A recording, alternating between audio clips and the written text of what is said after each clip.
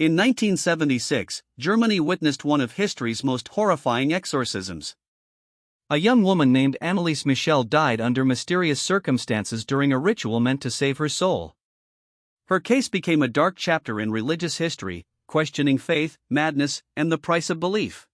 Anneliese was a deeply religious Catholic girl from a small Bavarian town. By her teenage years, she experienced seizures, depression, and disturbing visions. Her family, interpreting these symptoms through a religious lens, sought divine intervention instead of medical help. They believed evil forces tormented their daughter's soul. Medical doctors diagnosed Anneliese with temporal lobe epilepsy and clinical depression, prescribing medication and psychiatric care. However, her mother believed demons were responsible, not neurological disease. The family rejected conventional treatment, convinced that only spiritual intervention could cure their daughter's affliction. In 1975, after years of psychological torment, Anneliese's parents finally convinced the Catholic Church to authorize an exorcism. 2 priests were assigned to perform the ritual, Father Ernst Alt and Father Arnold Renz. They believed Anneliese was possessed by multiple demonic entities, including Satan himself. The exorcism began in September 1975 and continued relentlessly for 10 months. Sessions grew increasingly violent and disturbing. Anneliese was restrained, struck repeatedly, and subjected to brutal psychological torture masked as holy ritual. The priests documented everything meticulously.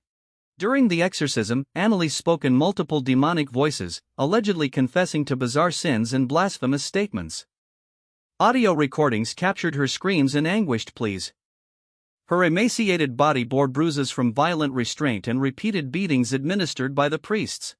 By July 1976, Anneliese had stopped eating, refusing all food as part of the spiritual battle.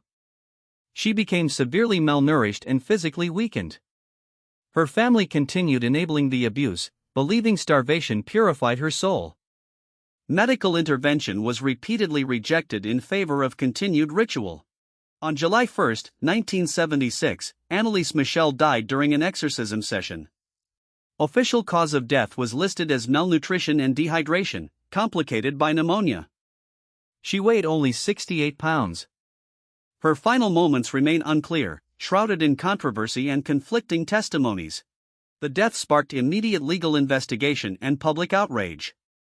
The priests and Anneliese's parents faced charges of negligent manslaughter and failure to provide medical care.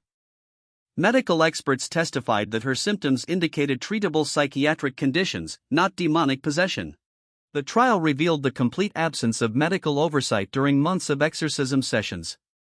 Priests admitted to the violent methods used. The court concluded that negligence and abuse led to Anneliese's preventable death. All defendants received suspended sentences, sparking enormous public controversy. Some theologians argue Anneliese genuinely experienced demonic possession, citing her multilingual vocalizations and supernatural knowledge allegedly beyond her education. Supporters point to documented miracles and spiritual transformations reported after her death. These believers consider her a potential saint. Mental health professionals universally agree that Anneliese suffered from severe temporal lobe epilepsy complicated by depression and psychosis. Her unusual behaviors, visions, and multilingual utterances are all documented neurological symptoms. Lack of medical treatment allowed treatable conditions to deteriorate fatally over time. Anneliese Michel's case remains deeply controversial decades later. The Catholic Church never officially confirmed possession. However, her tragic death fundamentally challenged religious approaches to mental illness, forcing spiritual communities to acknowledge psychiatric science. Her death serves as a haunting reminder that desperation, religious extremism, and denial of medical reality can prove catastrophic. Anneliese Michel's story continues sparking debates about faith, science, and the boundaries between spiritual belief and dangerous delusion.